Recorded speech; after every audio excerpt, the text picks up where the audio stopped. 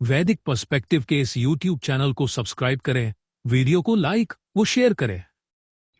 ओम न अस्मै विद्युत न तन्यतुः सिषेधनायाम महिम अकिरत हृदुनिम च इंद्रः च यत युयुधाते अहि च यत अपरिभ्यः मघवा वि जिज्ञे।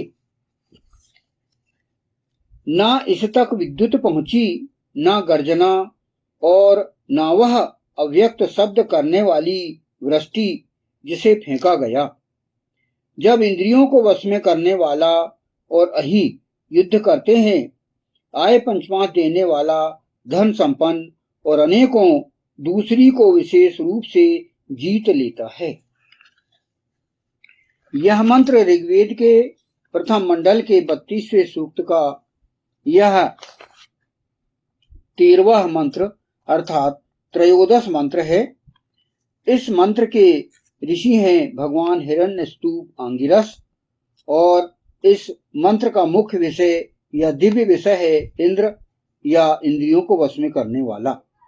इस मंत्र का छंद है त्रिष्टुप और स्वर है धैवत।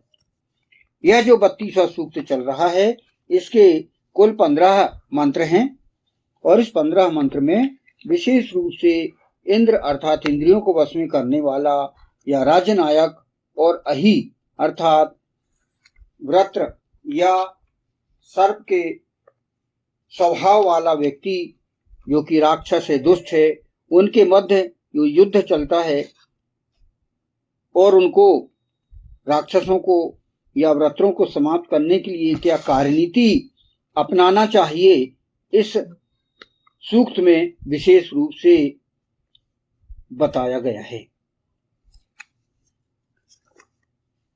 यहां पर इस मंत्र के 2 फुटनोट हैं और जैसा कि हम जानते हैं 1 से लेके 12वें मंत्र तक हमने समझा और यह 13वां मंत्र उन्हीं से संबंधित है। पिछले मंत्रों की कड़ी में ही आगे मंत्र यह जुड़ा हुआ है। यहां पर इस मंत्र का प्रथम फुटनोट यहां पर उद्धृत किया गया है। यहां पर पहले हम इसके अन्वय को समझें। 13वें मंत्र के अन्वय में क्या कहा गया है, अलग अलग हम समझें।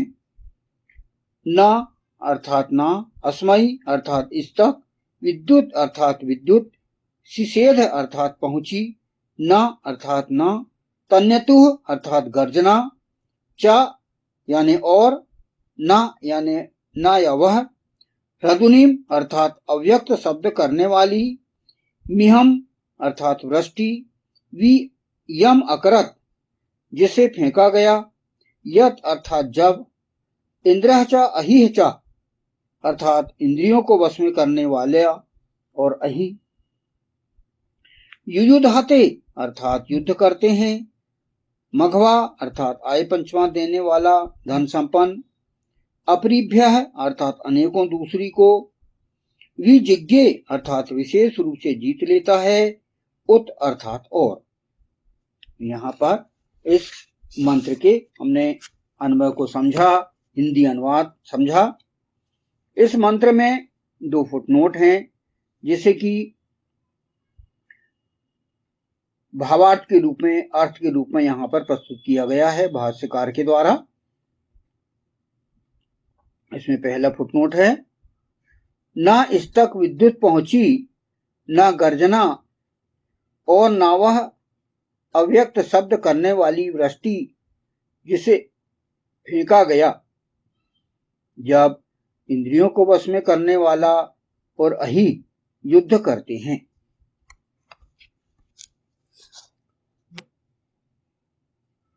न अस्मै विद्युत न तन्यतुः सिषेधनायाम मिहम अकिरत हृदुनिम च। यहां पर इसकी व्याख्या की गई है। यह मंत्र वेद की बहुत क्रांतिकारी आदेश के व्यवहारिक रूप में पालन किए जाने वाली परिस्थितियों का वर्णन करता है। यानी यहाँ पर यह जो विशेष आदेश है, जब हमारी विशेष परिस्थितियां चल रही हैं, उस बीच हमें क्या व्यवहारिक नीति अपनाना चाहिए, ये यहाँ पर कहा गया है। वेद के अनुसार किसी भी दुष्ट व्यक्ति को औरत गमन का अधिकार नहीं है। इस सूक्त के अनेकों मंत्रों में अहि और इंद्रियों को वश में करने वाले ईश्वर के आज्ञाकारी के धर्मयुद्ध की बात की गई है तथा व्रत और इंद्रियों को वश में करने वाले के बीच धर्मयुद्ध की बात की गई है। जैसे कि हमने कहा अभी कि यह जो पूरा 32वां सूक्त है, यह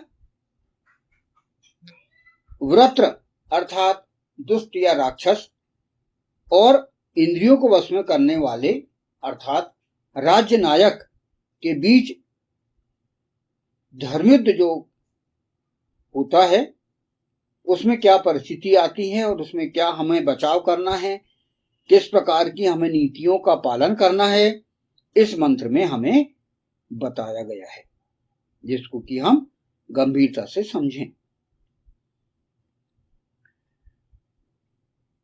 ऐसे दुष्टों को पत्नी विहीन करने हेतु इंद्रियों को वश में करने वाले पुरुष को आदेश दिया गया है।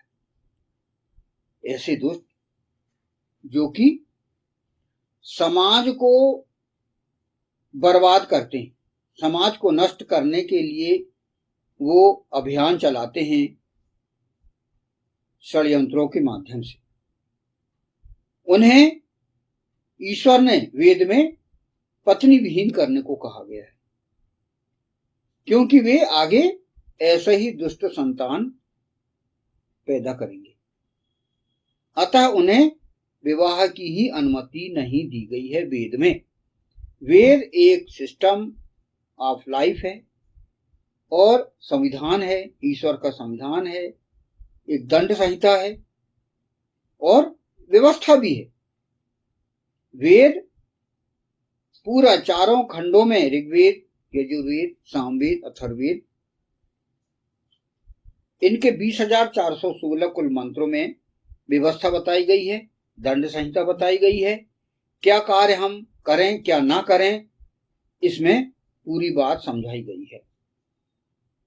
और कुछ मंत्र ऐसे हैं जो कि कोड वर्ड में भी बताए गए हैं, जिन्हें हमें डिकोड करना आवश्यक है, जिन्हें हमने बुद्धिपूर्वक हमें उनको समझते हुए और उनका व्याख्यान करना है और उनका सरलीकरण करना है, ताकि जन सामान्य को भी वेद समझ में आ सके।